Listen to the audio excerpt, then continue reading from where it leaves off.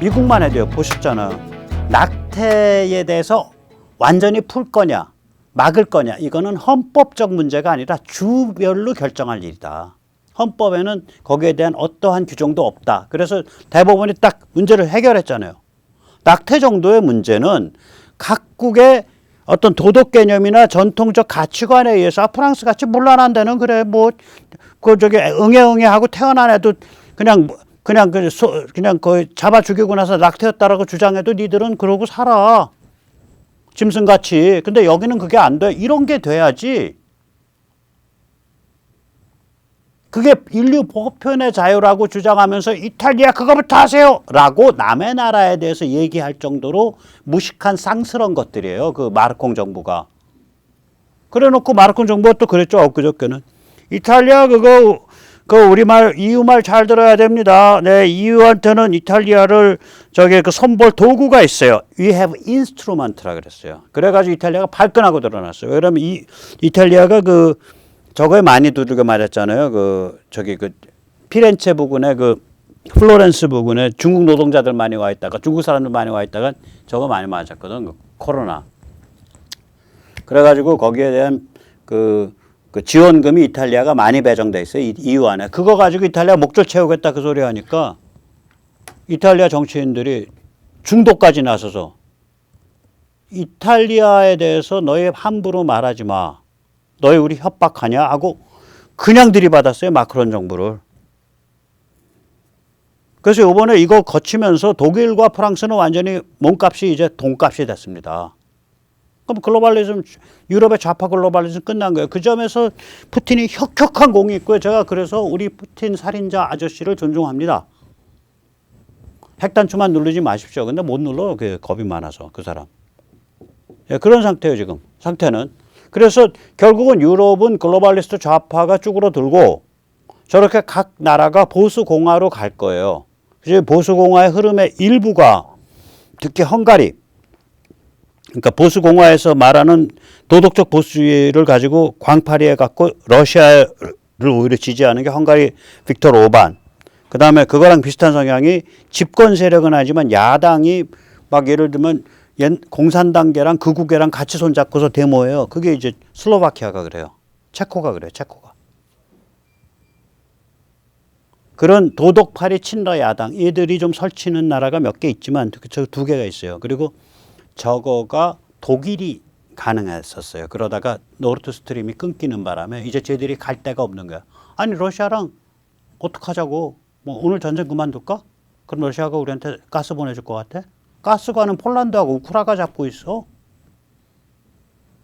그러니까 노르트 스트림이 끊어지는 바람에 러시아랑 전쟁 그만두세요라고 주장할 수 있는 게 없어진 거예요. 그게 불가능해져 버렸어요. 그게 불가능해진 거예요, 이게. 저기요, 군부를, 체코나 슬로바키아에서 군부를 떼다가 어느 정도 들어가고 독일에서 이제 막 지금 독일 어마무시하게 경제 불황에다가 그냥 가스비에 그냥 막 천정부지로, 독일에 LNG 수치시설이 없는데 천정부지로 솟으니까 어느 때까지 독일에서 사람들 이제 그냥 막 10만 명, 100만 명 밀려나와서 러시아랑 전쟁 그만둬라. 우리는 평화를 원한다. 우리는 가스를 원한다. 이러고서 이제 들고 일어나가지고 이제 유럽의 단일 대우가 무너지는 판으로 갖고 갈 가능성이 있었는데 노르트 스트림이 끊기는 바람에 그 길이 없어진 거예요. 뭐 노르트 스트림은 누가 끊었는지 전 모르겠습니다.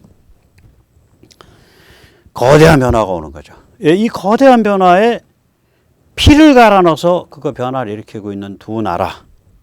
그게 우크라이나와 벨라루스입니다. 벨라루스는 아직 피를 덜 흘렸지만 부정선거 항의하느라고 많이 흘리긴 했지만 이제 앞으로 혁명을 하면서 좀 흘릴 겁니다. 이 두 개의 쌍발 기관차가 차례로 작동하면서 글로벌리스트의 이유는 끝났죠. 참고로 벨라루스에는 깃발이 두 개입니다. 저항 세력은 하양, 빨강, 하양 저 위에 걸린 깃발을 쓰고요.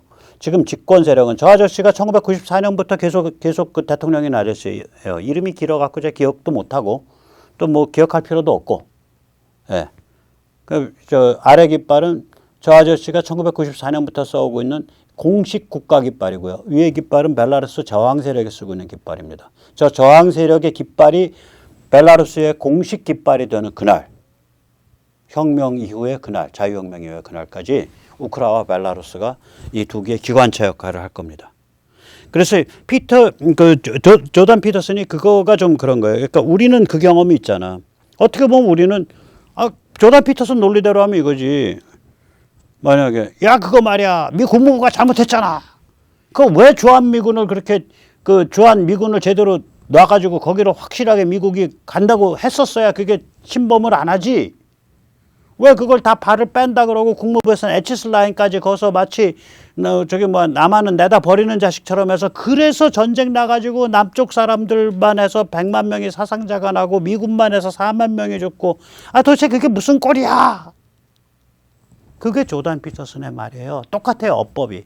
근데 우리는 일어난 건 일어난 거고 그 과정을 통해서 우리가 그냥 희생자가 아니라 그 과정에 우리가 승리자다. 그래서 그걸 통해서 한국인이라는 국민이 형성이 됐고 대한민국이라는 국가의 기초가 놓였다. 우리는 스탈린의 남침을 격퇴하는 과정에서 승리하면서 제대로 뿌리가 박힌 그러한 국가다. 우리도 그 과정에서 얻는 게 있잖아요. 그 피값을 지불하고. 우크라이나 사람들 똑같다고요. 제가 반복하잖아요. 저 시련을 통해서 참 어떻게 보면 프락시워죠. 대리전이죠. 저 시련을 통해서 그러나 그걸 자기가 내재화하고 그걸 자기가 주역으로 나서는 순간 이미 프락시워 대리전이 아니라고요. 그래서 현대 공화국이 탄생하는 거고 공화국의 국민이 탄생하는 거죠. 이게 이런 게임이거든요. 그리고 이제 다시 돌아가서 말을 하자면 보셨잖아요. 프랑스 마크롱 얼마나 개기는지, 독일 얼마나 야만 때렸는지, 배신 때렸는지, 독일이. 오늘 다 나온 거 아니에요. 그럼 뭐예요? 무기가 가는 곳에 지정학이 간다라고 한다면 이때까지 프랑스와 독일이 무기 판 거는 전부 미국의 등짝에 칼질 꼽는 무기 팔았다는 얘기예요. 무기 팔 때마다 영향력 확보해서 미국 뒤에서 흔드는 짓 해왔다는 거예요. 오케이. 지금 작년에 우리가 무기를 작년에 70억 달러를 팔았습니다. 그러면 이게 한 해에서 스웨덴에 있는 그 연구기관에서는 5년을 보지만 한 해 판매고 한 해 입금액 기준으로 하면 우리가 작년에 이미 세계 4위입니다. 작년에 한 해 입금액 기준으로 하면. 왜 그러냐면 중국이 한 해에 일반적으로 30억 달러에서 40억 달러밖에 입금을 못 받아요. 참고로 미국이 한 1,100억 달러 입금 받습니다. 그리고 러시아, 그 다음에 프랑스, 그 다음에 중국, 독일 4개가 합쳐져 가지고 한 1,000억 달러 해요. 4개가 합쳐져서. 그럼 우리가 근데 그중에 맨꼬라비인 독일은 또 중국보다도 아래고. 근데 이 세계 그러니까 5위죠. 미국부터 치면 미국, 러시아, 세계 4위. 미국, 러시아, 프랑스, 중국, 독일.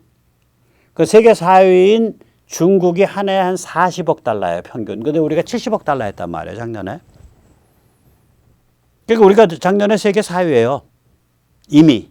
한 해씩만 보면. 그런데 무기 수출이라는 게 이렇게 갔다가 이렇게 울퍽질퍽이 많기 때문에 5년을 보는 거예요. 근데 한 해만 보면 이미 세계 4위다. 올해 제가 말씀드릴게요. 올해 제가 보기엔 세계 2위 합니다. 한 해만 보면. 러시아가 장사를 못하죠.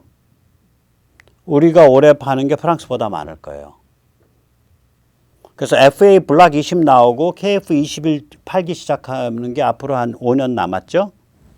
2개 팔기 시작하고 이미 그럼 우리 기갑이랑 전술 차량은 우리가 다 먹는 거예요. 기갑이랑 전술 차량이 미국이 한 해에 파는 게 평균 한 150, 60억 됩니다. 그러니까 15빌리언. 우리가 그 시장 다 먹는 거예요. 그리고 그게 독일이 강한 거예요. 그거 다 먹는 거예요. 그러니까 우리가 기갑 전술 차량으로만 한 해에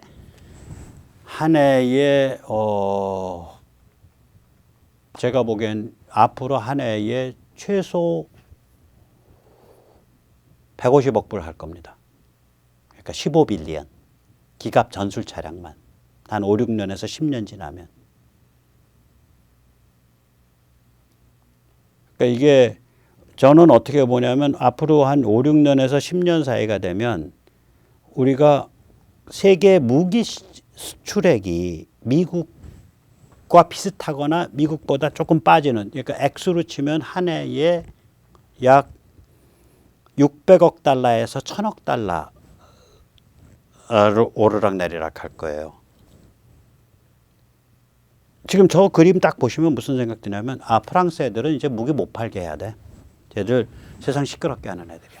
독일 저거 완전 등짝에 칼 꼽는 애들이고, 저건 우크라 전쟁을 자초한 애들이야. 프랑스 옆에서 북쳤고. 쟤들은 쟤들이 무기를 수출할수록 세계 질서는 어지러워져. 쟤들은 이 바닥에서 퇴출이야. 두 개 퇴출. 중국 자유진영 아니니까 퇴출. 러시아는 이번에 망해서 퇴출. 네 개 나라가 무기 수출액을 지금 수준에서부터 지금 수준의 30%쯤으로 끌어내리면 그 액수가 700억 달러예요. 연에. 남은 게. 그 다음에 미국 쪽이 연에 한 1100억 달러를 하는데, 미국이 전투기가 연에 평균적으로 한 600억 달러를 하고요. 미사일 쪽이 연에 한 250억 달러를 하고요. 그 다음에 이 기갑과 전술 차량이 연에 한 150억 달러를 해왔습니다. 근데 기갑과 전술은 거의 대부분 우리가 갖고 오고, 미사일은 우리가 한 5분의 2쯤 갖고 오고, 비행기를 우리가 한 5분의 1을 갖고 오면, 그리고 러시아, 프랑스, 중국, 독일 거를 다는 못 갖고 오는데 그 중에 한 70, 80%를 갖고 오면 그게 1000억 달러예요. 최소. 그 얘기는 무슨 얘기냐. 더할 수 없는 미국의 동맹이에요. 우리는 러시아 있지, 중국 있지, 일본 있지. 일본도 일본 제가 말했잖아요. 저는 일제시대 때 태평양 전쟁 때 우리한테 패악질한 거, 그건 신경도 안 써요. 나라는 이완용이가 정말 만고의 충신이지, 나라에 대한 충신이 아니라 왕실에 대한 충신이지. 왕실 살리겠다고 나라를 사유화시켜서 팔아먹은 거강꾼한 게 이완용이 아니에요. 그러니까 매국노 넘버1은 조선 왕실이라고요. 매국노 넘버2가 그 아래서 거강꾼 노릇한 이완용이라고. 그렇죠? 그래서 저는 그건 또 나중에 따지자 이거야. 당장 지금 살아있는 게 딱 두 개 있다고요. 제가 말씀드리잖아요. 하나는 뭐냐. 1959년부터 1985년까지 제일교포 북송한 거. 적십자사 내세워서. 그 아베의 외조부인가 기시가 했을 때 했을걸? 흉악한 짓이에요. 그거 사과받아야 됩니다. 그거 사과받아야 돼요. 죽음의 땅인지 뻔히 알면서 보낸 거야. 대한민국 뭐 먹으라고. 두 번째, 그러면서 대한민국 조청년을 방치해서 우리의 퍼스트 레이디인 유경수 여사를 숨지게 할 정도로 날뛰게 만든 게 일본 아니에요. 그럼 그 사건 74년인데 74년 이후에도 계속 보냈다고. 계속 조청년 방치했고. 조청년 언제부터 때려잡았냐. 북이 미사일 쏘면서 때려잡기 시작했어요. 그러니까 너희 뭐 먹어라 하면서 계속 우리 등짝을 찌른 거예요. 일본이. 두 번째 일본이 우리 등짝 찌른 게 뭐냐. 1972년 우리 유신 이제 해야 되나 말아야 되나 나라가 이제 풍전등화에 처했을 때요. 그때 일본이 무슨 짓 했냐. 대한해협에 있는 스시마 부근하고 그 다음에 스가로 해협. 그러니까 일본 혼슈와 홋카이도 사이 해협에 영해를 축소해 버렸어요. 소련배, 중공배 마음대로 다니세요. 동해를 소련과 중공에 내줬어요. 우리한테 이런 방구 상해도 안 하고.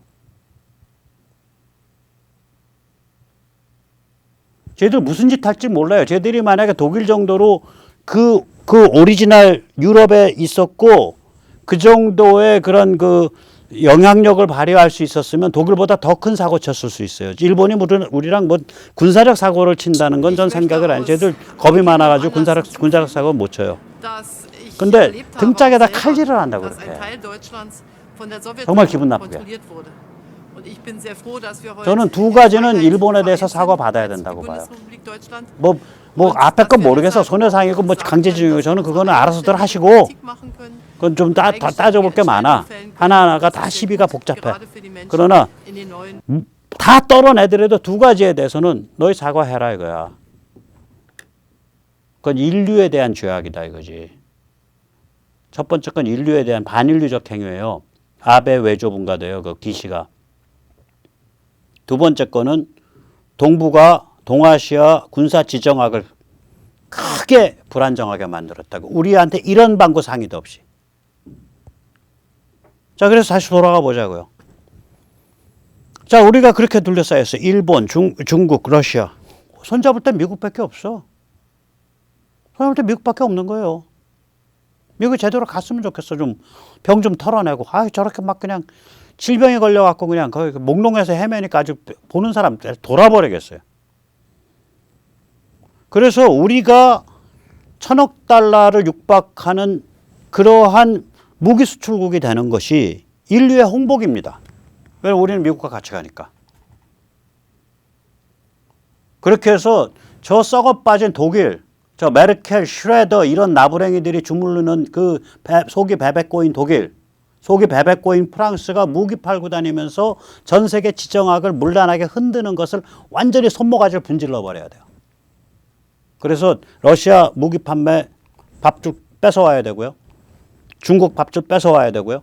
독일 밥줄 뺏어와야 되고 프랑스 밥줄 뺏어와야 돼요. 밥줄 그렇게 뺐다 보니까 미국이 갖고 있는 전투기 시장도 일부 좀 갖고 오게 되고 미국이 갖고 있는 미사일 시장도 일부 갖고 오게 되고 미국이 갖고 있는 기갑 전술 차량 시장은 거의 대부분 갖고 오게 되고 그렇게 되는 거예요. 이게. 이 그림과 오늘 얘기가 군사지정학과 그렇게 연결됩니다. 자, 오늘 여기까지 모시겠습니다. 감사합니다.